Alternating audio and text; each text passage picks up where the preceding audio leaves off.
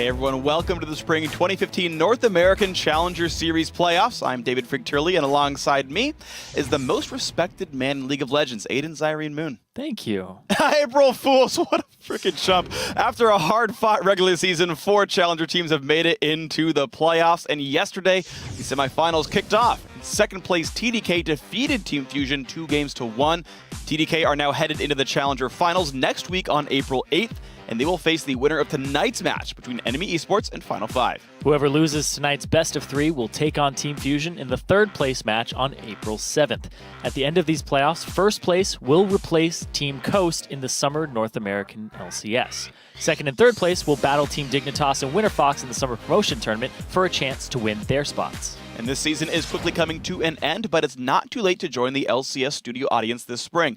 You can experience a game from our Battle Arena live and see the newest NALCS team in action. Ooh, Battle Arena, I like that. The Spring Challenger Finals will take place on Wednesday, April 8th, live on the LCS stage here in Los Angeles. Just go to lolesports.com/tickets to grab your seats before they're all gone. You can see how many people are there. It's going to be a whole bunch of fun. I'll be there, so will he, unfortunately. Today's best of 3 matchup is just about ready to begin with Final 5 going up against NME eSports. Smack me in the face. Got to smack me in the pride, too. Easy. Yeah. Easy. Face is all you got going for you. That's all. That's your entire pride. At least I had that going for me. This guy's good. He's a joker. So let's talk about side choices, of course. NME eSports, they're the higher seeded team. As the #1 seed, of course. And so they get to pick their side for Game 1 and Game 3. They chose red side for Game 1. They chose blue side for Game 3. Final 5 just chose blue side for Game 2. So the first 2 games are going to be the same, and then in Game 3 they'll swap. Yeah, and I assume that's because they come in with a strategy where if they go to that third game, they're going to want that first pick power pick for themselves on enemy's side. And it's going to be interesting to see what these guys actually pick for themselves, but let's go to checking out the starting lineups. In the top lane for Final 5, we'll start with the blue team here, is Rux. And Rux is a player I have had such high hopes for the last year and a half, and every time it feels like he just can't quite put enough out here. You can see his CSD is actually a bit negative, his kill participation a little bit low on Final 5 here overall. He plays a wide variety of champions, carries and tanks and whatnot, but he just never quite lives up to his own expectations either. He actually expects a lot more of himself as well, and I want to see if now with the pressure on, he steps it up a notch. And I want to talk about the next man on this Final 5 roster. It's the jungler Impaler. Since Impaler joined the team, they're 0-4 with him, but his scoreline is really good, and he sets his team up with a lot of pressure early on, and that's how they're going to beat NME today, is Impaler outplaying Trashy in the jungle and hopefully giving his team an early lead. I also then want to move over to their mid laner, Gate. Now this guy is very consistent. He stays in the mid lane though. He's not going to solo kill people in lane. He's not that type of star. He likes the types of champions that are going to roam about later on in the game. The Zed, the Kassadin. He likes having an impact later. So he is usually not the recipient of the ganks from his jungler, which frees up the side lanes, typically their bot lane, to get that help from Impaler to manifest their lead there. And if they get behind, he's still going to be relevant because he didn't get behind in lane himself. Absolutely. I actually really want to see Gate on a signature Twisted Fate. I think the screen name kind of explains that pretty well, He also actually. likes Jace, too. 2 different types of Gate. That's true. But I think it's going to be good for them to have this style because their bot lane is something that I think has a lot of attention on it. I want to talk about their AD carry here, Veritas. Veritas has had an actually abysmal laning phase. You can see his CSD is incredibly negative. His KP, though, incredibly high. 77% of his team's kills, he's a part of that. His scoreline, 49-27. The fact that they're getting all these losses, but he's dying so little relative to everyone else. Veritas is very good. He just has to get out of lane. You can see that Kog'Maw game in there. Got crushed in lane. They built to protect the Cog comp, and it didn't work out because of the laning phase. If Veritas gets out of lane, his team's going to do well. Yeah, he's definitely up there. He was #1 in Challenger for a very long time. Sits around between #1 and 3 at the moment. And he's actually gone through 3 different supports this season. And I want to talk about his current one right now. It's going to be Sheep filling up that support lane for him. Sheep was a guy who's also 0-4. He came on at the same time that Impaler did, but he's a very aggressive laner. He's known for his Leona, his Thresh, his Annie. He needs to unlock Veritas with the help of Impaler, the 2 guys coming over from Coast.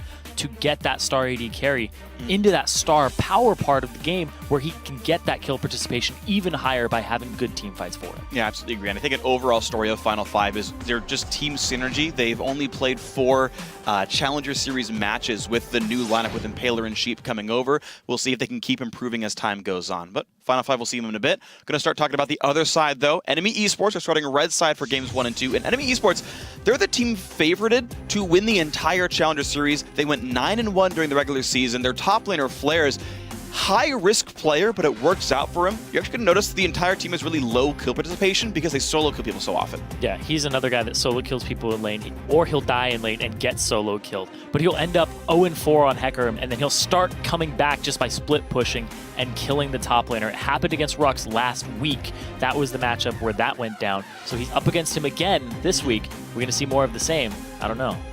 We're going to have to find out, but let's move on to the jungler here on this roster. Trashy has been absolutely great for the team as well. He's playing mostly aggro champions, the Rek'Sai, the Lee Sin, the Vi, even after 5.5 hit the Challenger Series last week. He's still going for the fighter junglers. He's still trying to bully people out and get early leads for the team. Yeah, when I talked to him and asked him about tank junglers, he wasn't completely sold on them just yet because of the fact that he can get his team an early snowballed lead with these aggressive junglers, and then they can close it out from there without having to go into the late game or stall out and wait for that period. Yeah, and this guy's overall really great. And speaking of another amazing player, I would say actually the best performer in Challenger this split is Inox in the mid lane. He is a top laner turned mid laner. He averages 1 death a game, which is ridiculous. He's been so great on mostly assassins. His Ahri and LeBlanc are his most impressive. His Nidalee is what he's famous for. He just basically never gets the champion. Yeah, it always gets banned from him, but when he does get to play it, he has a stellar performance on it. Inox, definitely, like you said, the biggest performer right now in Challenger.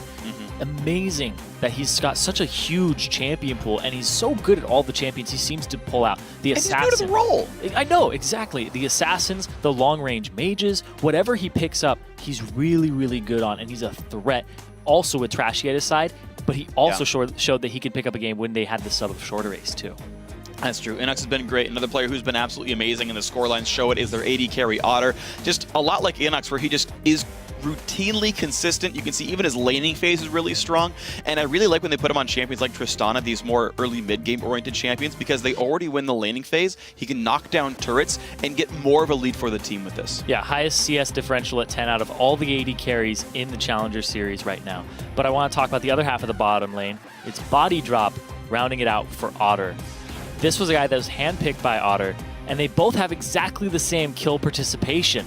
Body Drop has played 7 Morgana games, 2 Janna, 1 Thresh. Every time that champion's open, he will go for it. So I expect that to be banned today because he's seen so much success on it. Yeah, I really, actually, my favorite bottom lane in League of Legends is Kalista Morgana, and it's a champion that both these guys like to play a whole lot because she's so short range. After you ult her in for the knockup, she's still in ult range, whereas like Annie's like, oh, I have to like still walk forward to Tibbers, or like Sona, like you can miss the crescendo. Morgana's like super free, and by still being ranged, she can still trigger the W procs.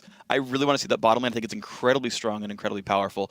And so we've talked about the players. We can talk a little bit more about the team. Now, we talked about Final 5 a little bit in that we were saying early game aggression, keying mostly off of Impaler seems to be their big ticket in here, especially still being a bit of a new roster. We have to see how good their synergy really is as they continue to grow as a team. Yeah, Impaler has a lot of faith in that, though, because when we talked to him last week, despite being 0-2'd by, or I guess 2-0'd by NME, yeah, he was still very kind of confident that they would come back in a best of 3. Yeah. I mean, if you get 0-2'd in a best of 3, you're out. Right.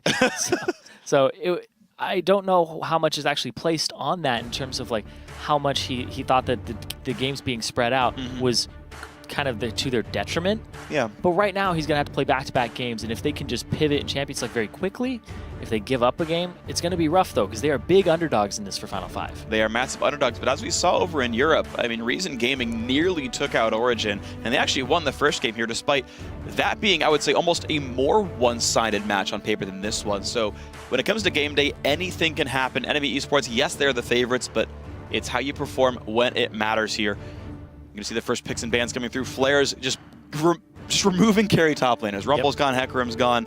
The Morgana from Body Drop, as you called, makes a whole lot of sense here. Meanwhile, a different split of champions. You said Trashy not really liking the tank, so first ban Sejuani, no reason to contest it. Yeah, just take it out of the champion pools of the guys. And that's also a big thing too, is NME eSports. Another thing of why they picked red side, I think, is because they get to ban the Sejuani red side and not waste a blue side ban on it. That's true. I suppose there is some because they're not going to first overall. pick it if it's left open. Yeah. Well, Nidalee, though, first picked away by Final 5. They realize Inox wants this champion a whole lot, and Final 5 not going to let him play it. That's really good, though, for Impaler, because he wants an early game champion that's going to unlock the jungle for him, and it's really hard to duel a Nidalee early on. Trashy is, he might have to pick up a tank here to try and outscale her at level 6 and have that type of pressure, because it flips, because Nidalee doesn't have an ultimate that levels up with this level 6 that has a huge impact on her power. Yeah. But the fact that she shows up to a lane at level 6, the counter ganks are usually in the other person's favor. Right, yeah. I mean, she does have some benefit from ranking the ultimate, but well, it's more like... everybody does. I'm just saying the power spike difference is much lower. I more meant it to explain it to kind of further. I agree with you completely. It's more like getting from 6 to 11, right? Like hitting 1 to 6 is like, yeah, my spells are better, but it's not like, I have an ulti, cool, my champion's different. She starts that way. So just adding more fuel to the fire here. Saver coming in for Otter. I like the team fight power. Flares on a carry top laner. We expect him to do well, but Final 5... getting them the Urgot here. Everyone's loving this champion now. Yeah, so Gate's a guy who has a solid laning phase every single time we see him, but he's not going to solo kill you. Now, it could be Veritas. It could be Veritas, but the frequency of Urgot at AD carry has been kind of low. We've seen it in Korea. We've seen it a little bit, but I'm pretty sure that's going to go into the mid lane, because right now, the way that Urgot stands in the meta is he counters a lot of champions. He counters a lot of AD mids. Yeah. But people haven't found the counter for him outright yet. I know Cho'Gath seemed to be considered a decent one there, where we saw the matchup getting picked in and it went pretty okay.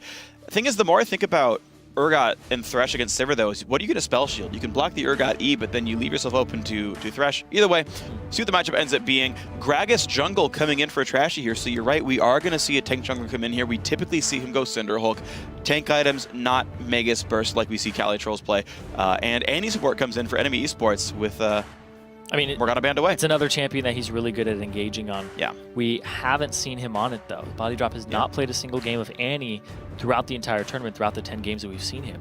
So the fact that he's going to have that, it's kind of similar to Morgana in lane pressure.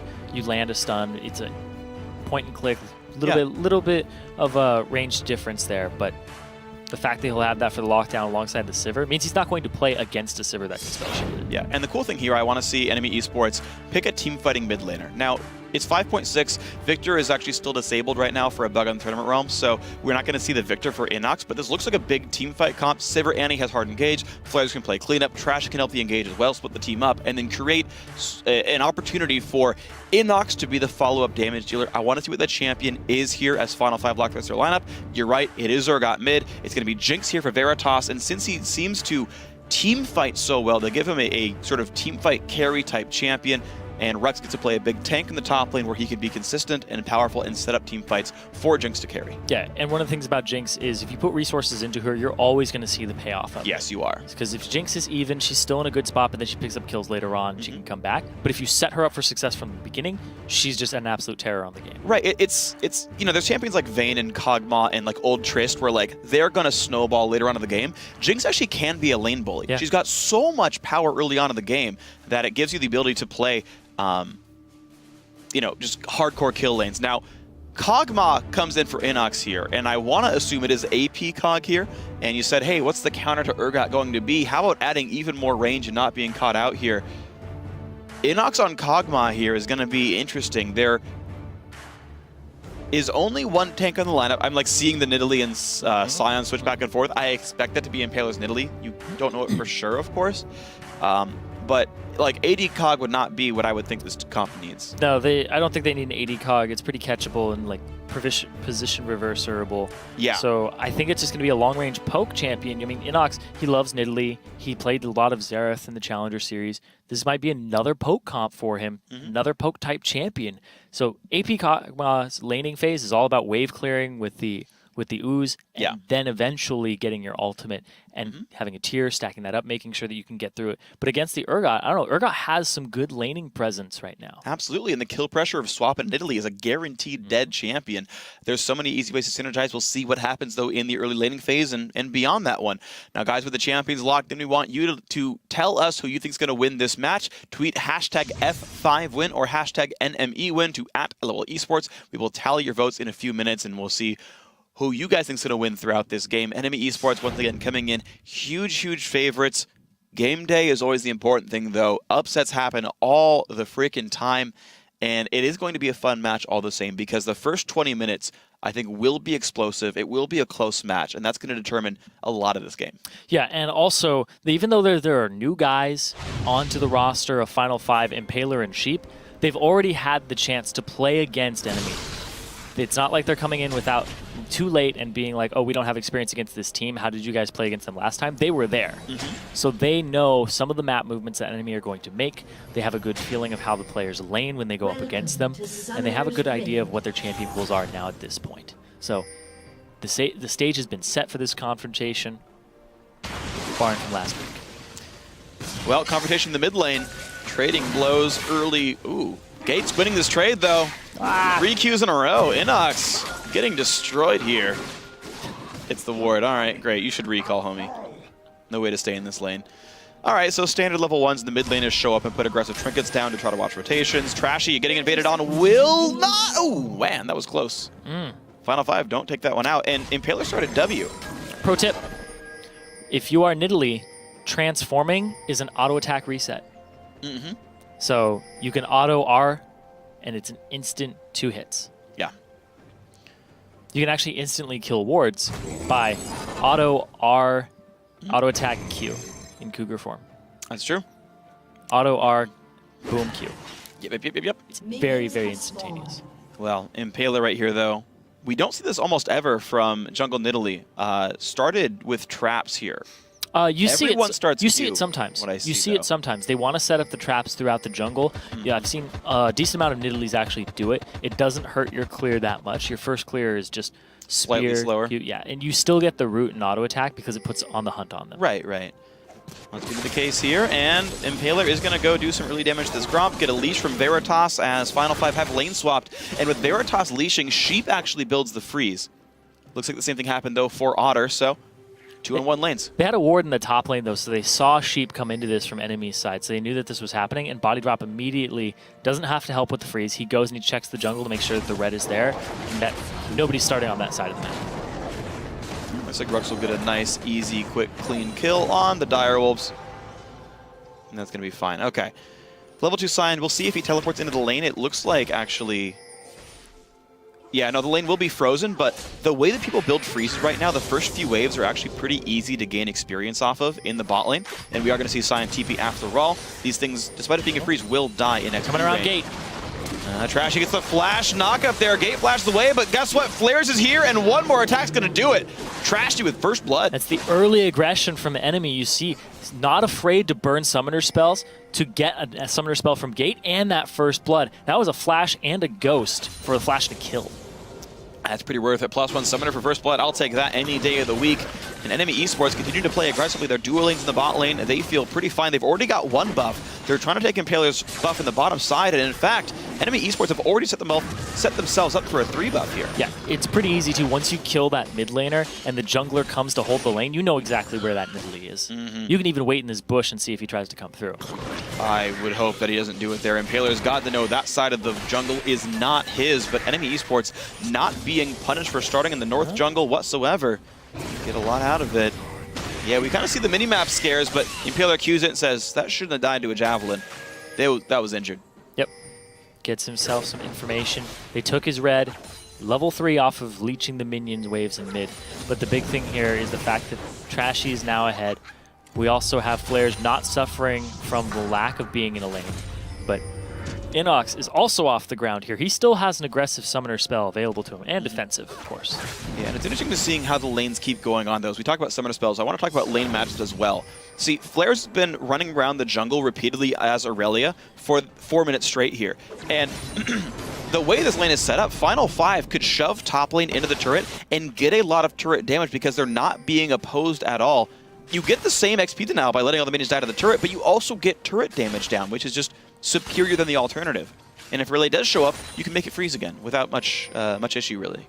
But I think that the fact that Rux is sitting in the lane right now is good for them because Aurelia is just getting experience from roaming around with Trashy. So Rux is actually at a big advantage here, and the fact them freezing is good for them on top for Final 5. Yeah, well, I guess Flares is opting to double jungle as a result of the freeze all the same. And we'll see if NME eSports will get themselves the dragons. And we often see in lane swaps, especially with the support Sheep still top lane, he's just sitting there in a 2 versus 0 lane. He's not going to be in position to stop this dragon whatsoever. And they're pushing it now. Yeah. They only now did it 5 minutes in. They're pressing it now. He's going to lose a lot of experience. They don't have a cannon wave in this one. It seems like a really odd wave to push. They did it 1 wave late. Well, they also... None of this is going to actually go over to Flares because he has to stay for this dragon. Yeah. So it's still a good move because it's just going to bounce off that turret. It's going to bounce maybe halfway. Flares will have to back and then TP to the top lane with whatever item he picks up from his early game. Get like a ruby crystal, but he'll get ruby crystal, longsword or so. See what the man wants to do. Ruby crystal, some wards and potions, okay. And he's going to walk to the lane here because the wave's already pretty much guaranteed to be denied. And I got to track what Final 5 are doing with the rest of their team comp, though. They didn't contest Dragon. They haven't found any ganks for themselves. It's just Impaler spamming the jungle here. Level 4 on him. Not having to share XP is keeping him above levels over Trashy. Yeah, that early game splitting of experience and the fact that Sion is so good in lane swaps. Sion 2v1 so easily that Rux can just sit here, get a CS advantage, get a level advantage. He's 2 levels up over Flares, who just arrived to top lane. And now Trashy has to show himself top to relieve this pressure to allow his top laner to even CS. I want to actually see this top lane real quick, though. As we talk about relieving pressure in the top lane, that's a good hook onto Flares. The Flay actually gets him off the choppers, but he queues back in to tank him anyway. The thing is, this turret's at like 300 health right now, and Veritas finally does push the wave in. They do get the turret kill. That's why I was talking about pushing the wave in, because you get pressure for that. Final 5, as it turns out, just waited till Dragon was on the table, and that timing actually did work, all said and done. Yeah, they ended up getting the fast push on afterwards, and Flares didn't TP to the turret. Shows up, but he needs Trashy there at the same time. So that early dragon from NME cost them in the HP bars and also the positioning on the map that they gave up that top turret. Yeah, I mean, all that time spent in the bottom lane. But the thing is, there was no way to push the bottom lane anyway. Rux was getting XP. He was high enough level that he wasn't going to get bullied out. Against a Sion, it's really difficult. That's yeah, exactly. That's just, I mean, it's good play by Rux, and it's a good champion for it as well. He wouldn't allow enemy to fast push. And you can see, like, Otter can do some damage, but these minions, they die basically an auto attack early, which means the turret just can't slay these. Or, sorry, they die so much faster that they don't do any damage back to the turret. Rux hit that level 6, already has his ultimate. Yeah. This is the time that Final 5 should be comfortable making an aggressive move in the game. That's true. They have a small gold lead for themselves. Their AD carry was able to farm really safely and is now recalled back for items. Lead too. Yeah, this is a big window for Veritas to do something great. You can see a small CS deficit of 2. Not a big deal, though. The gold lead from the turret kill gives him boots, which can matter, especially in a range disparity matchup like this one, Jinx versus Sivir. So I want to see if Final 5 can do something, as you said, with this duo lane. Yeah, it's the duo lane and Rux having that advantage over players at the moment. Yeah, I do want to see aggression from them. Rux got bullied around last time. He won the early game versus Flares, but then later on just fell to the wayside. Both these champions scale extraordinarily well in the top lane. Really have to keep tabs on that matchup because Sion is just so potent. Nice stun for body drop and dodge the hook as well. That was actually, it's always so risky when you're like, Thresh could hook me. If he hooks me, I'm probably going to die or lose flash. I'm going to dodge this, and he does. Yeah, Sheep did a really good job there of facing Otter and then throwing it off to the right. It looked like he was going to click it onto Otter, but he didn't, and he forced the spell shield too. That's the thing about Annie lanes is that you really want to almost always aim for the Annie. Even though she gets her damage out at the very start of the fight anyway, she's just so darn squishy that you can go for her, and being immobile is a weakness that you can sometimes abuse. Hook doesn't land though, bot lane holds equal so far. We watch back in the mid lane here, and Inox actually having a great start up against Gate. First blood obviously helps. Oh man, the 3-man gank mid again? Ooh, pink wards, they know that these guys are around. Flares will clear it. That's going to tip off Final 5. Yeah. And NME, that Italy's on this side of the map. So They know where all 5 are of NME eSports. They also know where all 5 of everybody is on Final 5, though. Yeah, but it's the fact that they're on the bot lane, so Rux can do whatever he wants. Like, we have still yet to see Flares actually lane this game, from what I can tell. Yeah, he went up and he lost his lane. Rux is up 2 levels. Yep. That's a big freaking deal. And it's a Scion, too, so it's not going to get any better. The fact that he puts so many points into his queue, his level scaling is absurd right now. Yeah. One team's got a dragon and a kill, other team's got a turret, but there's a bunch of experience that matters as well. Inox, a late blue buff here. Yeah. Both these mid laners, the fact that it's an AP cog makes them very blue buff dependent and very tier dependent, too. You want that stacked up as soon as possible. Yeah, interestingly, Inox, we're seeing Tear the Goddess into an Amp Tome. Now, that could be for Codex to build a Chalice, or sorry, an Athene's or a Melanomicon. It could be the start of Luden's Echo. He's not going Tier Roa. That's basically what I'm getting at, is that sometimes we see the double stacking build on COG. I assume it's going to be Athene's because Athene's is really good right now, but he doesn't have too much magic damage against him. Yeah. But you want a CDR item of some. There's the hook, and the zap was already in range. That was really nicely played. The sheep stun, though, meant he couldn't play.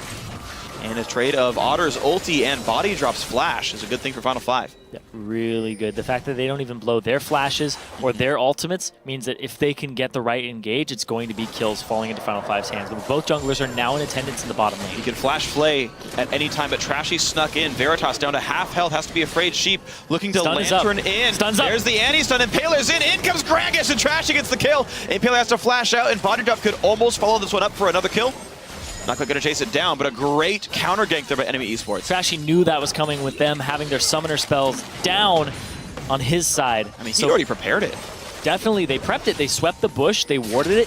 They made sure that he had a way in there. From a long time ago, then they protected their territory. Yeah, the body slam flash, second in a row, both of them giving kills over to Trashy himself and NME eSports. The lantern backwards is a huge giveaway that there's somebody there. Yeah, there was. But the thing is, he should have been able to force it, right? It's like, okay, Annie's got no flash. If I flash Flay you die guaranteed the Nidalee Jinx. Well, guess what? Gragas is there, counter-engages it, and it was great play. Rux now versus Flares. It's a 2-level lead. Rux has ulti still, so... Yeah. He forces the ulti from Flares. He's going to try to poke him down again and apply pressure and just waste all of his potions, all of his flask charges. Scion is still a big lane bully on this patch. Nice spell shield by Otter. And we're just going to see ward control remain. Good job keeping the pink ward up in Tri-Brush. One of the best wards you can keep as blue side duo lane. Just get a pink ward in that Tri-Brush and never let it go. If it dies, buy a new one. Keep that stuff dark. It's an easily protected ward, and it's a very valuable one. Pro tip to all the bottom laners out there. AD carry or support. Buy one if one's not up. Solo Q is going to thank you for that tip. Similarly, if you're red team, just green ward it every time. Yeah. If you get ward control, if you ever get lane control back and they're stuck just in a turret, green ward that, clear the turret out, or the ward out. And just like fight over that brush is one of the biggest things you can do in the bot lane. And you saw them doing it here, and I think that battle will continue. We get to see what Inox is starting to build with that Amp Tome. I'm very interested. Sitting on 1,700 gold right now, so. Okay, so it is a Morellonomicon. All right. All right, so he's going for the cooldown reduction, which I think is the right build. Yeah. On Kog'Maw, AP Kog'Maw, you want some type of CDR. And against this team, Athene's is not really going to cut it. No. It's more gold for less AP, and like you get some mana regen. Like technically, Athene's and Tyr have synergy because you regen, based on max mana essentially. It's wasted combat stats on MR against this team. And if you don't need the mana, you don't want to buy it, and if you doesn't need that, then it's not worth the cost. So these two teams are neck and neck though. 13 minutes in. 2 kills to a turret is the big difference here, even in Dragons. And now Trashy, that's actually the enemy blue buff. He's taking Final 5's blue. Well, NME eSports, they feel like the team that's like ahead on the map overall. It just kind of feels that way based on how they're playing. The ganks are working, the buff steals are happening, all that fun stuff. But the lanes actually kind of tell a bit of a different story. A really nice recall in from Veritas gives him, I think, the 80 carry 12-minute dream, which is Zerk Greaves and the 2 big attack damage items. He's going to be incredibly scary. Rux is still winning top lane and has a frozen heart now in time for any fight that might happen. It's only Gate who's a bit behind, but not terribly so. Oh yeah, the Frozen Heart shuts down that Aurelia's aggression by a big part. You get that item spike for yourself, you get your nice CDR and your armor, but against Aurelia it's even more effective because she's so auto-attack reliant.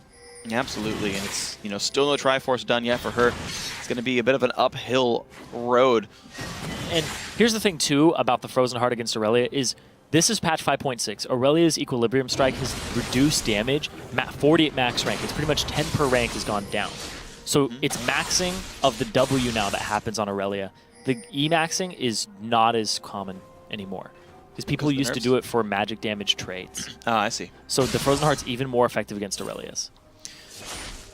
Well, looks like Rux does feel plenty effective, level 9.5 here, and even though he's getting his lane pushed in, there's about 10 CS waiting for him to grab that, so he's still going to maintain a very strong level and gold lead. He'll hit 10 off this wave. Flair's barely level 9, keeping that 1 level advantage here for Rux, and he's just free farming. I mean, keep in mind, like, you have an infinite health stacking champion here who's going to keep getting gigantic. But here's the thing, is I would expect him to be higher CS up over Flair's. That's true. They're very close, despite Flair's having double jungle for the majority of the early game. Well, he did come into lane actually at close CS. Like, Rux didn't get much in his jungle. It's mostly the XP lead. Is really what was paid off as. EXP, he wasn't completely zoned.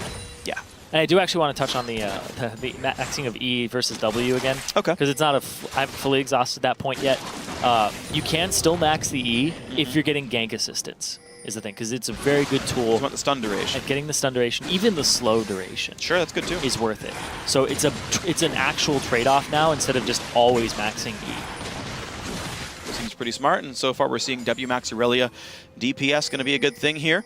Now body drop once again. Trashy has basically got flash. Then look again for the bottom lane. Watch for the cask. Where is he going to land it? Oh, Rux behind is Rux. flanking though. Turret going to get assaulted. Veritas gets bursted out right away and goes down. And Sion actually misses. Trash is going to walk away safely. Nothing happening here for these guys. Impaler's in the mix, but does nothing with it. Oh my God! Wow! What a shot, and they take down body drop. Impaler with the spear, weaving it through. Ridiculous. Ooh. Absolutely ridiculous. He wouldn't have had to land it, though, if Rux had landed his ultimate. He just passed by them. True. He was regrouping with his team. Goodbye, Jinx. Oh, but hello. Ooh. Oh, wait. Swap play? Wait. Nope. Inox gets away in that one. Nice try there, like the coordination, but Impaler's still getting a lot of burst down, and they will take down Inox. He should survive the explosion. He's got the heal available, I assume, and actually just hops right away. Wait, did Impaler flash for that? Yeah, looked like it. I think Impaler flashed to get away. I'm gonna back up and check. He may have he flashed earlier. He didn't flash for getting away. No, he flashed to get away from it. I'm watching it now. Oh, he did, yeah? He flashed the ulti, or the passive. Just out of camera range. Yep. I think his lantern came in like right then, so he probably didn't really have to.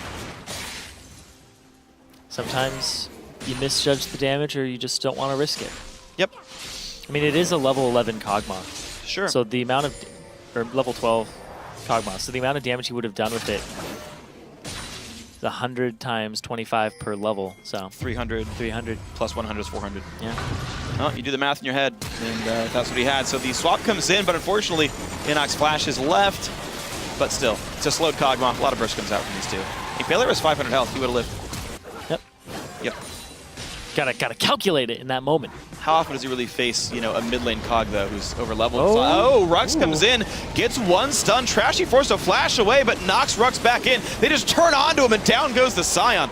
He was engaged in the passive. He was putting a bounce house there. Was not able to actually do too much. That's gonna cost him though. That's this middle turret going down. Enemy are gonna get a lead in this game. Man, for Trashy, not like a tank junglers, his Gragas sure is impressive in this series. And the aggression for Final 5, they had some really good choices. Sion got a bunch of XP, Jinx got a turret kill, a lot of good things, but the gank power of Trashy is too much to bear. Yeah, he's still playing that late game jungler as an aggressive type displacement jungler. So he's showing up to the lanes and trying to affect them as much as possible. You saw him use his body slam flash so early. Yeah. Almost every gank involved that in some way, and it's been great to watch. Trashy definitely putting on the carry pants this game and is just letting everyone else get ahead in this game. Oh man, Righteous Glory for him too. Oh, so wow. He's looking to just get these fights. Sivir ultimate on top of Righteous Glory is actually one of my favorite things in the game. It's so strong. You run ridiculously fast. We might see if Body Drop goes for the Lust Boy build of Talisman of Ascension as well. And looks like Impaler, though, will be able to get Scuttlebutt control in time for this Dragon spawn. So the question is, do Final 5 feel safe to contest this objective? Because NME eSports are starting to really control the map now. They have good ward coverage on it at the moment from Final 5. They got the Scuttler. So they'll have a lot of things going for them at this Dragon. The big thing that isn't going for them, though, is the fact that Trashy has good displacement. They have the Sivir ultimate, not up, though, for the rundown from Otter. You know, so some key elements here. I do think the Final 5 should just get in place to take this because they have an advantage here. Well, let's see, TPs are equal. The top laner is going to be out of this fight for now. Recall comes from Aurelia. Flares might want to show up for this one as the lane is pushed enough to not threaten any turrets. Rux will walk away. They push bottom though. Nice, yeah, so Final 5 got control of the bot lane here, and NME eSports kind of prioritizing different spots in the map does give this away. Trashy will not be able to pull the pink ward away. And it's actually kind of a good sign then for Final 5 that they've been able to grab their second turret of the game, bring the game back within 2.5K. They've been wrestling objectives slowly but surely back from NME. But NME now have control of the Dragon area. They're waiting for the Scuttler to despawn. They're waiting for these wards to time out and get their own control. And you can see the pink ward to see. Wouldn't be surprised if they start up right now. Trashy also has another pink ward in his inventory. He could place down in the pit, which is just 100% secure for them. But no, they're going to just check these brush. Final 5 are going to try to move in, but here's the thing is Sion's there engaged. It's going to be on Rux to get a good ultimate off. Trashy bursts it down, gets the Dragon. Sion gets in for a bit, and Flares gets locked up. Annie ult onto the back line. Now, where's the damage going to come through? Big Jinx up, but doesn't knock anyone down. And the first casualty is the Thresh. Now, Rux getting chased away as well. Otter's fairly safe. Dodges the zap and all as well. Final 5. I don't know if they have enough time to push down mid, but they did a decent amount of damage that maybe NME eSports can't defend this yet. Yeah, that was a 1-for-0 in favor of NME. And they got the Dragon, too. So Final 5, they're going to try to push down this mid lane. Here's the thing is, NME, they do have 3 members still here. They still have good things available to them. Inox, he can just keep spamming his ultimate. Yep. And Final 5, thing is, Final 5 had a decision to make. They could have contested Dragon, or they could have just simply rushed mid and guaranteed trading a turret for Dragon. They chose to contest, and instead of getting the trade, they lose a kill and get nothing for it. Yeah. They could have shoved the Dragon the entire time, or shoved the mid lane the entire time. But instead, they just move in, try to get some pressure on here. Rux, he gets an okay ultimate off. He only hits flares though, and then the follow-up and the recollapse from Otter is so quick due to the Sivir ultimate. They pick up Sheep because he's in the front line, but this is the thing, is once that Righteous Glory is completed, this is going to be an even bigger team fight advantage for NME, where they can use the Sivir ultimate to run backwards and forwards, and they can use the Righteous Glory if they want to engage even harder. And it's completed now for Trashy. He's sitting on that 100% kill participation. He gets to get his team into the fight very quickly, and allows the Kog'Maw to continue to advance as the front line does. True, and this is looking pretty good for NME eSports. I'm still continually impressed by Trashy, who just is so far ahead. He's cashed it in for team utility. Right, Rush to Sightstone is still on 2 big completed items. Impaler just now finished Roa. It's just now stacking. It's actually at 0 at this time into the game, and has just so much room still to grow. Final 5 have a lot of waiting to do if they want to catch up in this game. They just got Gates' transformation on the Muramana. Inox got his transformation, and it looks like he's working towards a Luden's Echo too on that Kog'Maw. Could be Lichbane, actually. That's true. A good Lichbane user. He's pretty good. You just have to get that distance with the W active. Which you max second on Cog typically, I think, so we'll see if they go for that one. Flares, though, really in a bad spot, and Impaler and Rux make a lot of good plays. No ward control. Flares had really nowhere to go. His Q is up, resets again. He's just running out of here. Here comes Trashy. Can Trashy disengage them and save flares? Wow, yep. Jeez, this is getting rough, but Body Drop gets caught out there. Big Jinx Rocket gets 1. Now can they trade? Back onto Otter and Inox. The answer is maybe a little bit, but Otter still gets a kill for this one. But it looks like a 3-for-1 in NME eSports' favor. Inox has Ghost on, but gets knocked up, and that will be a kill picked up. Now run away from the Voidoo's. Sheep will live, so will Veritas, and that's finally a good fight for Final 5. Yeah, puts them within 2K of NME, who are tournament favorites. So this game is not going the way NME had imagined from Champion Select into the loading screen. Wow, only a 2,000 gold difference here. Very impressed with Final 5's mid-game now to find a fight that they could finally win.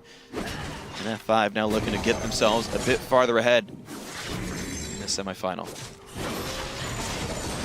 A lot of that was off of hitting that spike with Gate, hitting that Muramana, activating it, getting that extra damage off, and having Veritas there. Veritas is a huge part of their strategy, and the fact that he got the swap in the hook onto Body Drop and just beasted him down. That flash forward also cost Otter his life. Rux TP'd Great in. play by Sheep. Yeah, Rux TP'd in on that just to steal that kill. Yeah, I mean, I think actually Veritas could have died without Rux's help just because you saw how much damage Inox was putting out. Yes. But yeah, you know, the prior engage on a flare was knocking him low. One could TP, the other couldn't. That was kind of a nice factor there. But I gotta say, Sheep's play in that fight was actually quite nice. The hook onto Otter right away, then the flash play to keep the lockup onto Inox was very, very impressive. I just want to give him some praise for, you know, the new support on the team, making some good plays. It was the back-to-back hooks, too, because he got body drop, then afterwards got Otter. And it was the follow-up that they needed, because if body drop could have just walked away, it would have been really bad for them, because they dedicated so much to it. Could have easily been a 1-for-1, but it was a 3-for-1, and that's just nice things. So Final 5 have equalized the turret score. They have nearly equalized the champion kills as well. It's just the Dragon advantage that NME eSports holds right now. And I gotta see if Final 5 can keep this comeback going. A lot of it's the CS advantage in that mid lane, too. Almost 70 up for Inox over Gate. Gate was about 20 behind, and then it just kept growing and growing, and it hasn't stopped getting larger. He's gonna try to steal this one. Trashy. Oh, Gate gets it, an early smite. Actually, a non-smite by Trashy. The burst comes out, making it a good thing for Gate here. Red buff Urgot. Looks like he was just relying on the barrel explosion, but it's not an AP Gragas. He's super tanky, so he doesn't have that extra burst. Yeah, well-timed Q by Gate, and he's going to sit on this buff, which is actually a nice person to have it. Jinx is the ideal, but it's really not that bad on Urgot there. Auto attacks will apply it. Acid Hunters will not. They do not apply on hits. But you'll still get some autos. You'll keep people perma-slow. It'll be a happy time. Quick wave clear. Rux can one-shot minions, casters minions with his Q. Big tank items there. Frozen Heart now a Banshee's Veil added, so good luck getting through this Scion, and if he chooses to be disruptive, it will be difficult for NME eSports to deal. And the Dragon in 15 seconds. Both teams have okay vision over it. Nobody has vision into the pit just yet. So they need to move in.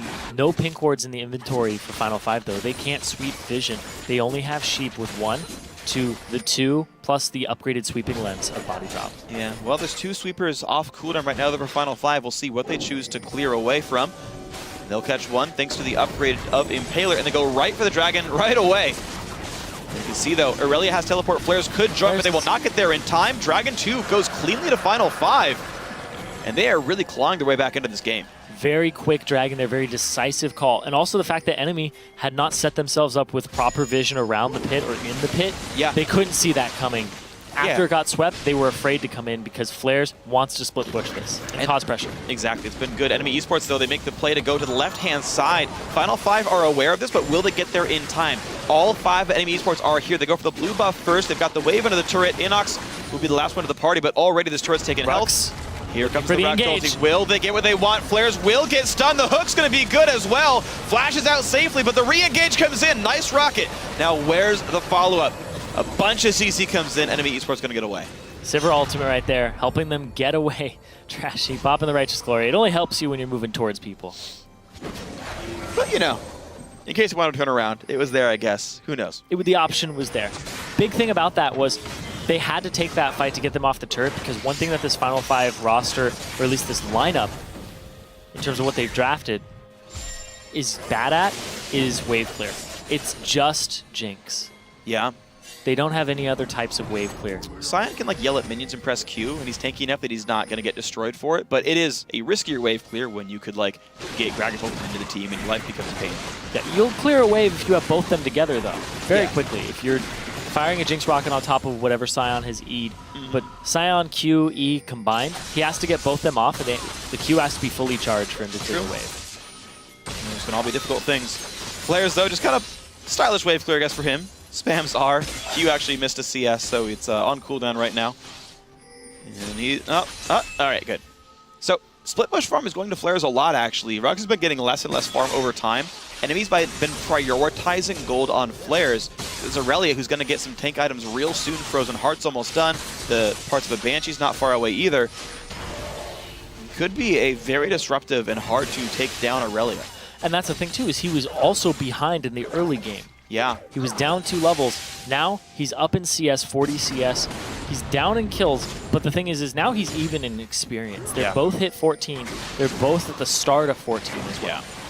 Got 14.2 for these guys. But a different level advantage I want to talk about is Inox. He's 16 to the 14 of Gate, so he has that rank 3 ultimate that he's just going to rain down on and try to poke Final 5 off of turrets, and he has the Luden's Echo completed. Yep, Luden's poke. Here comes the TP. Scion flank, though. They need flares to join the team, and Trashy's the ulti body hits Trashy, but it's a tank. Who cares? Otter kites around doing what he can. Rux takes some damage, but they actually manage to catch flares in the teleport. They go for him first, and he goes on down. Here's the re-engage. Rux trades his life. Both top laners are dead. Trashy still has ulti. A bit of the target. Impaler's got to flash away, though. Trashy flashes in, knocks in Nidalee. What a great fight there. NME eSports get their second kill of the battle. They want a siege. The fact they all collapsed and then Flares TPing in distracted the backline of Final 5 so they couldn't collapse. This might be them getting into that Baron area. It's going to be really rough for them to do. There's still a lot of tools, though. Gate has ulti, Sheep can hook, and Veritas has the rocket as well. Inox will play zoning duty, but he's on top of the ward for this one, so playmaking very possible here. He's just trying to poke them out. He's trying to keep a zone so they can't get in. Hook's going to miss. Baron down to 5 of health. By left corner, you can see the health bar getting lower and lower. Veritas can nearly one-shot Trashy with the ultimate. They're going to find Inox here. This could be Rux. Sheep goes down. Rocket catches one. There's the cleanup. Veritas gets a second. Otter's going to drop as well. 3 kills picked up. The chase is still on. Inox, though, bursts them out. Whoa. Wow. 3 for 2 fight. The battle overall goes even. And NME eSports walk away. Man, that ooze just melting him. That was acid ooze right there with the Luden's Echo. I thought Veritas was going to clean up, but no. AP Cog got to command respect, man. Just threw up all over him, and he's done. That's it. AP Kog'Maw is a little disgusting. A bit. Literally, and I guess, in a... Yeah, wow, that's a lot of damage sense. Yeah. I got you. I guess that's literally and literally? I don't know. No, it's a metaphor. It's like a metaphor. Yeah. Because you're not actually disgusted by Kog'Maw's damage. You're just like, I am. I guess you could be. I just like to think it's cool. But I'm also disgusted by his CS, because he's 100 CS up over his lane opponent right now. Yeah. 31 minutes in the game. He's at that 10 per minute mark. What are you laughing at now? He's doing such a good job on this Kog'Maw against an Urgot. And we talked about how Urgot, we don't know the counter for him yet. Maybe it's AP Kog'Maw. Maybe it's the fact that he can stay out of the Noxian Corrosive charge range for so long. Yeah. Well, not getting denied, getting tier into Morella Namicon. Plenty of mana regen here. And it's interesting because the general trend of this game is the teams seem to be fighting pretty close to equal, but NME eSports are just securing more farm. Down the line, everyone's pretty much out CSing their opposite except for Impaler here, who's just managed to prioritize a little bit more farm, but 50 minion lead for Flares, 100 minion lead for Inox, another 30 minion lead for Otter. That's a lot of money just extra going to NME eSports. They're kind of bleeding gold to NME at this point if they're not picking up their side waves and having them crash against turrets. Yep. Because NME have been farming up the sides, wave clearing with the Kog'Maw, wave clearing with Sivir, and then grouping up. Right. Final 5, though, I do want to touch on this because they caught them at the Baron, which is a really good fight for them. They cleaned up a bit, and they stopped that attempt, and now they have to start answering what NME are doing just like that. Because if they're pushing, you have to find a way to do it, because Rux isn't always going to have teleport. You can't always make those plays, and then look at that. They lose it because they're getting out-rotated. They are. It's really good by NME eSports here. Scion does not find the flank he wants. That hook was heartbreaking. It caught a minion, sadly. It was a really good flame chomper and everything else, but Flare stays safe. They swept it. There they go. Righteous Glory. Sheep slowed down, hooks Flares in the face, and Rux gets a couple man ulti, but it's going to be word. 1 kill already picked up by Otter. Rocket comes in, does almost no damage. It only hits the 2 tanks here. And every one of NME eSports fairly safe to keep going down mid. And I don't know if this is a good rotation here for Final 5. Flares will cut them off, so will Trashy, who still holds the ultimate. And these guys have to recall to defend the inhibitor. Trashy's just face tanking all of the ultimates from Rux. Yep. Soon as the Scion ultimate comes out, he willingly walks into it so his carries don't get hit by it. Body drop catches Veritas, though. Hold on, they turn right away and catch the Jinx base gate. Ends up being a betrayal, and the inhibitor turret will go down, likely the inhib too. This game was so close for 25 minutes, and then NME have been showing that their team fighting, the way that they're handling this team comp, is just a little bit superior.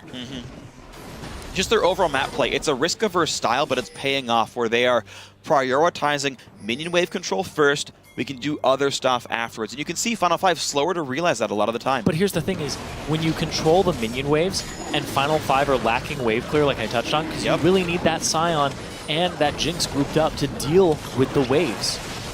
If you're pushing all 3 waves, you only have 2 people who can really deal with it. If the Urgot is by himself clearing, it's a slow wave clear on Urgot. Yep. He's always going to be behind Inox, and you can kind of see that here, where sometimes he just has to give up that farm because he's got to go do something else. And NME eSports with a high wave clear comp doing quite well. Yeah, see, nice easy wave clear. Flares is even treating Aurelia like an AoE wave clear. Sure, when he's throwing out his ultimate. But look at this. They see this, though. It'll work.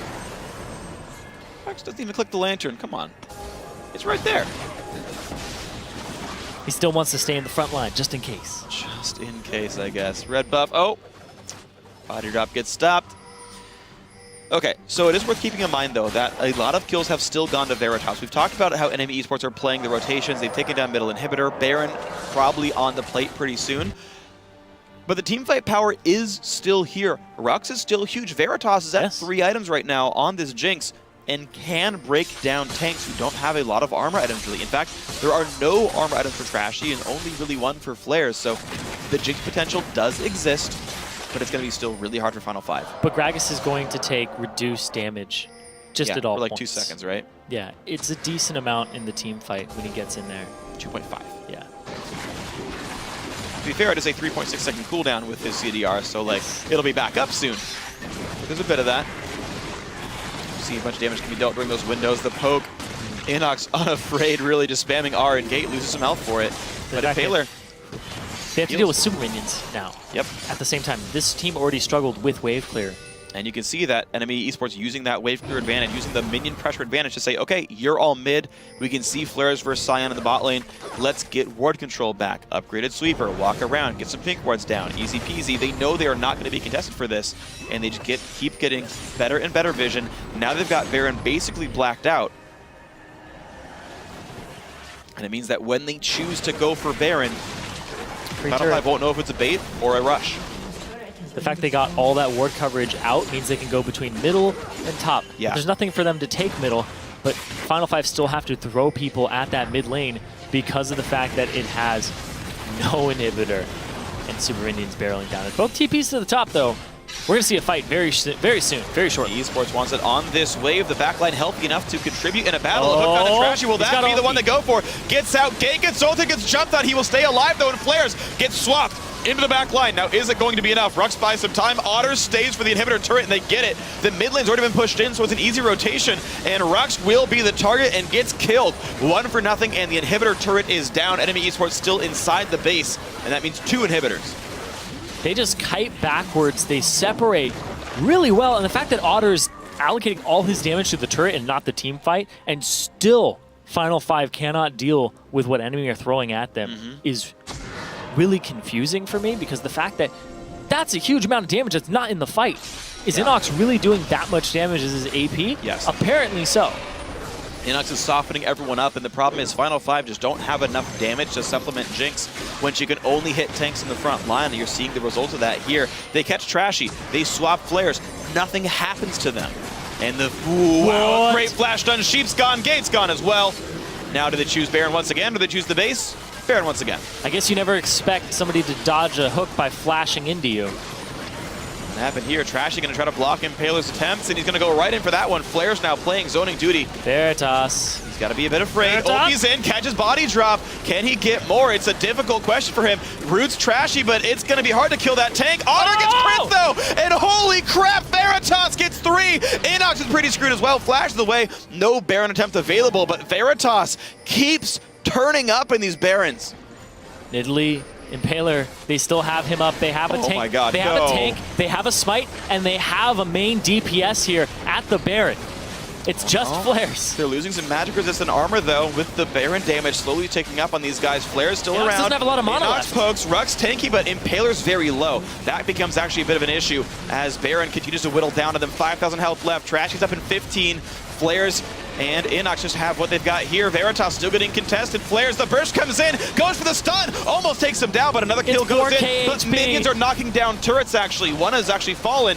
No smite left. Inox can't possibly get it, and it will be Baron to final 5. But they're down to 1 Nexus turret. That's going to help them hold their base, though. With these Baron buffed up minions, they're not going to die as quickly, and they get to have that sustained wave clear. NME, with a bit of a misplay there, bit of a desperation Baron. They could have held off because they had 2 inhibitors with super minions coming down. Veritas plays this fight immaculately. The way he positions that, he knows the flash is down because he flashed onto Sheep. Now, the crits he gets from this and the AoE damage, that's an AoE crit because of the way that the Jinx rocket works. Those crits in a row. Oh, man. And that's why they should center the team more around Veritas, this Jinx, this hyper carry, this top challenger solo queue player. And knows how to carry games. They're trying, and as we talked about follow-up damage, there's so many things that go into the equation. We don't have time to talk about all of them. I like Black Cleaver Urgot for helping Jinx carry. We talk about protect the COG comps, oh yeah, you get a bunch of supports, you get a Nunu, you get a Janna, you get a Lulu. You can pick an Urgot and shred someone's armor for your AD carry, right? Impaler can help too, Gate can help as well. You've got a Frozen Heart to slow people down. There's these elements here that turn Veritas into a bigger carry than you might expect. The problem is the fights don't last long enough for that to matter because the front line of Final 5, it's only Rux. They can bypass him and just kill Sheep. They can kill Impaler. They can kill Gate. And until these guys tank up a bit more, Final 5 don't survive long enough for Jinx to carry. Once more, the fight begins over Dragon. There's Righteous Glory. Rux is the only one in the front. They're going to try to shred through him with their damage. And look at that. He's down to 1,000 health already. You can't contest this composition. Top inhibitor, by the way, is still dead. Rux has to recall with Home Guards to defend the Nexus. It's going to be Dragon number 4 over to NME eSports. Nothing Final 5 can do. The fact that Rux is just getting chunked out, it's a multi-threat composition. Well, he stacked armor, which they're not just armor, exactly. He has Banshee's Veil, though, but he went Frozen Heart and Randuin. He still has 2 items to buy, though, so he'll get tankier. He's going to put more into that magic resist because right now he's just getting shredded by Inox. Also, to supplement your point on the Black Cleaver, yeah, Noxian Corrosive Charge shreds percentage armor as well. So all of that and on even top of it. Black Cleaver for you. Exactly. Yeah. It's really, really good buy on Urgot, and it definitely helps your AD carries damage by an immense amount. Yeah, you're gonna get, I'm gonna say 35% bonus damage with a fully stacked Black Cleaver in E is roughly the damage uptick you're getting for an AD carry against a reasonably high armor target. NME eSports just nursing this 5,000 gold lead. They've got Dragon 4. If they want to play it slow, let the inhib respawn. They are only 5 minutes away from Dragon 5. And Dragon 5 with a Kog'Maw, ludicrously easy to apply the dot. You will chunk people out, and life will be painful. Veritas, you can see getting finally some magic resist. He's done a good job of dodging the Cog poke, but at a certain point, Inox is going to land it, and it's going to suck. Gate loses his entire shield for just an E. Keeps getting hit, loses 400 health. It's just more and more and more, and they're just going after this turret and chunking it down slowly. Here comes Rux, though. He's going to block it. That was so sick. He goes in with Spell Shield and stops it out. Gate gets stunned, but he's fairly tanky. Swaps in Flares. Rux in the front line. Flares still getting hit up. Rux survives it. Nice stop on the rocket, but it still means his turret is 1 hit from dead. They have to go to their mid lane, too. Their mid lane has a big minion wave there. Yeah. But they have to clear. It wouldn't take this inhibitor, but it would still do a large amount of damage to it. They don't want it softened up at all. No, not at all. You can see that these fights are getting a bit closer. Now, the turret helped, to be fair. That was a bit of a thing in the edge of Final 5, but you can see, again, the beef of NME eSports. You swap in the Aurelia. She still lives. She's going to still live next time, too, because she just purchased a GA. Oh, man.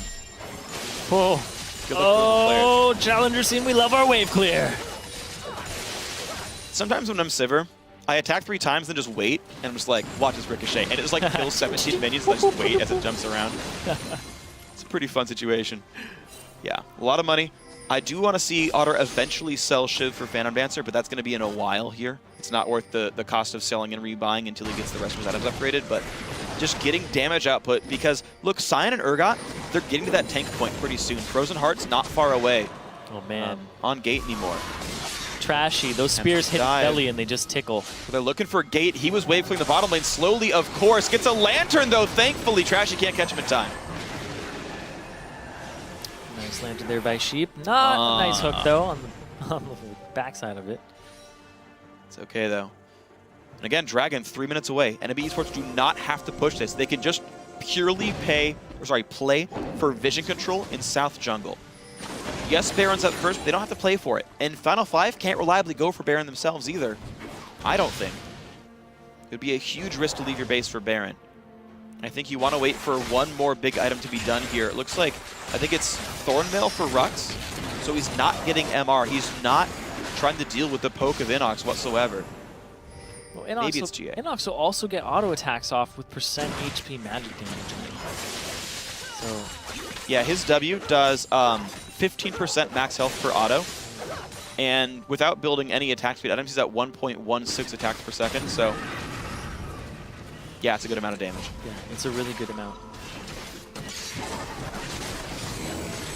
I was going to say before resistances, but it doesn't have that many. It's just that little bit of magic. You'll have. There's no void staff yet. So. Yeah. There's still 7% max health after resist. This is a pretty high number. Double Righteous Glory here for NME. And the Sivir ultimate. There's a lot of mobility on this team. And the big thing about that is Final 5 don't really have a good way to answer it. When the front line gets inside of their back line very quickly, it's hard to disengage it. The Jinx, Chompers, and Thresh and kiting backwards. But here's the thing is Final 5 are usually the ones charging into the fight. Yeah. They're usually starting it, trying to force the issue, just because enemy are getting advantages off of rotating. That's true. Well, NME eSports, interesting choice here. Body Drop actually does not go the Ascension build we see Lustboy typically do on Annie. He's actually going to go for a late Frost Queen's Claim to add more crowd control to the suite. I'm not sure if it is the right choice, but with Final 5 rushing in a lot, the slows will sometimes be very useful. Rux gets stunned, Flair's just playing the trading game. You don't expect much damage to be dealt on either side here, and that answer looks to be very little.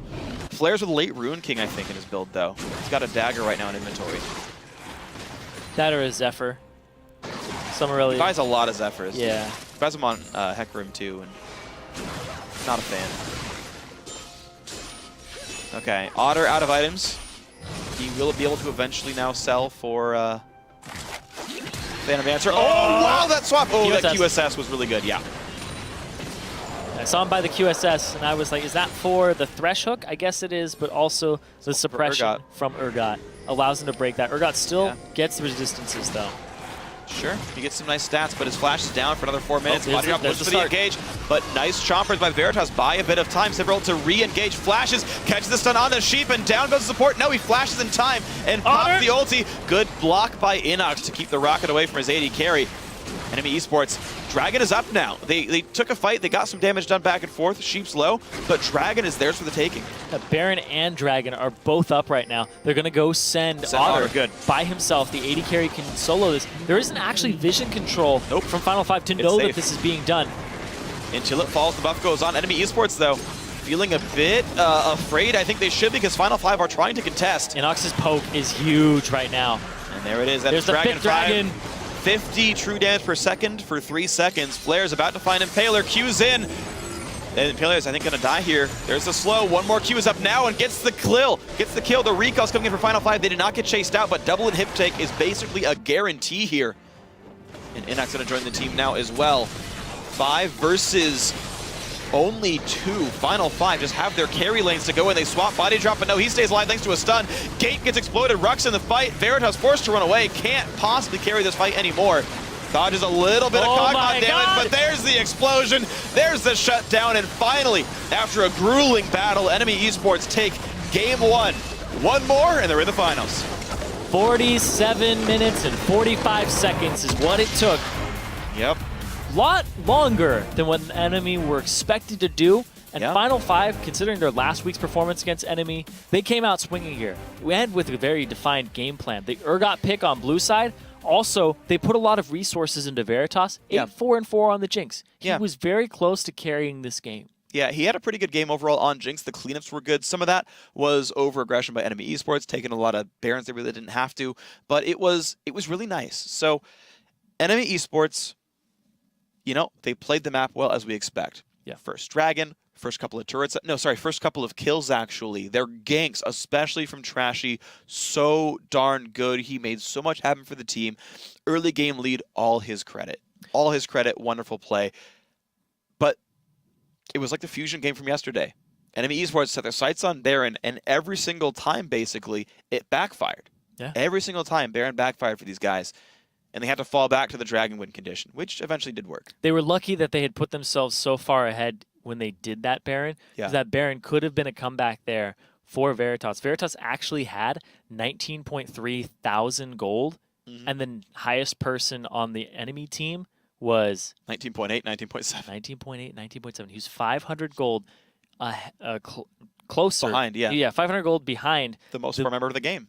Which is crazy. Yeah. But also, the big part of that is there are turrets that fell into the hands of enemy. Way more turrets that game. So he was getting kills, he was getting the gold, he was getting the farm for himself without that extra global gold, which is just a big, kind of just talks about how much they were putting into Veritas. He's the wave clear, right? When you're the team on the defensive, your best wave clearer gets all the gold. And unsurprisingly, Jinx crits a caster wave and it goes down and he gets all the money. But this, to me, speaks a little bit to, again, the way the mid game is getting played. So Baron mistakes notwithstanding, Final 5, NME eSports put a higher priority on wave control. They were getting more farm. Some of that's the champion picks. Some of that's the fact that Urgot's going to have a harder time late game against AP Cog. But the minions kept going enemy's way, the farm kept going their way, and then the ability to move around the map because of that wave control kept going enemy's way. And it was a couple of missteps that kept the game close, but otherwise it was enemy's game to control from 10 minutes on. Yeah, I really like the AP Cog. It got through the laning phase. They ganked it with the double jungle immediately to put him ahead. So Inox had a really good game where he was unharassed in the mid lane and able to get to his power points and his power spikes where he can just lob poke at them. And he was very effective at landing his poke and managing his mana. Yeah, absolutely. And I got to say, I was very impressed by Inox. Very consistent performer regardless of what champion he gets put on. I haven't seen a bad performance from him yet on a mid lane champion. I agree with you entirely. I'm trying to think about it. I mean, to be fair though, he did double his average deaths per game this game. 7, 2, and 9. What a scumbag. Only had 8 KDA this game? Lowering his average? Inox, what are you doing, homie? It's playoffs. You got to step up your game here. But no, seriously, Final 5, obviously a very good game from them. Gate, his Urgot, unfortunately didn't seem to do much. He did get outlaned. Most people get outlaned by Inox, to be fair, but that sort of rabbit out of the hat didn't seem to pay off for these guys, unfortunately. And it felt like Urgot was largely powerless, where he couldn't find, like, he would swap in Aurelia, and Aurelia wouldn't die. He'd swap in Gragas, Gragas couldn't die. He'd swap Sivir, Sivir had a QSS. There was basically one good swap in that Western jungle by their blue buff. 30-ish minutes in, that was good. But otherwise, honestly, I didn't see Urgot do much. This was one of the best teams I've seen at handling an Urgot mid pick. Pressure it early, blow its flash, immobile mid laner, he's gankable again. So just put that threat on him, and then the Urgot pressure early game is completely wiped out. So Kog'Maw gets ahead, Kog'Maw just pokes the entire game. You buy QSS on priorities later on, so even when he does flash and then swaps in, you just QSS it, so you traded the flash for a 90-second cooldown. Well, this is what was so cool about the team comp is, think about the Urgot and the Annie picks. You've got two pretty darn reliable, stop channeling. And that happened so many times. And the thing is, you talk about QSS and priority targets, but Inox didn't buy one. He just kept buying ability power. Oh, he just stayed in the back, way back. I mean, obviously, like, he's playing way back, just, throwing from the half-court line. But the fact that if a flash swap ever happened, Trash was there to throw a barrel in. Or Body Drop was there to toss Tibbers down, or whatever spell he wants to use to trigger his passive. And that was repeatedly done by NME eSports to nullify. You talked about how well they handled Urgot. I agree. The champ select and the way they play those champions was really impressive. We get to keep singing enemies' praises because they won the game and they still look like that top team in Challenger.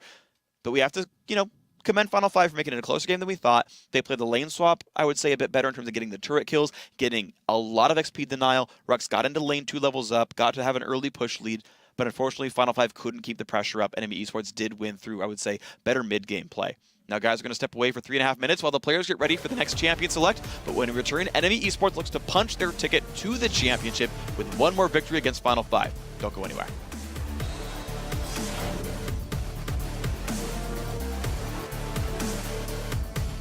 Gets the Dragon, Cyan gets in for a bit, and Flares gets locked up. Annie ult onto the back line. Now, where's the damage going to come through? Big Jinx up, but doesn't knock anyone down. This could be Rux. Sheep goes down. Rocket catches one. There's the clean up. Veritas gets a second. Otto's going to drop as well. 3 kills picked up.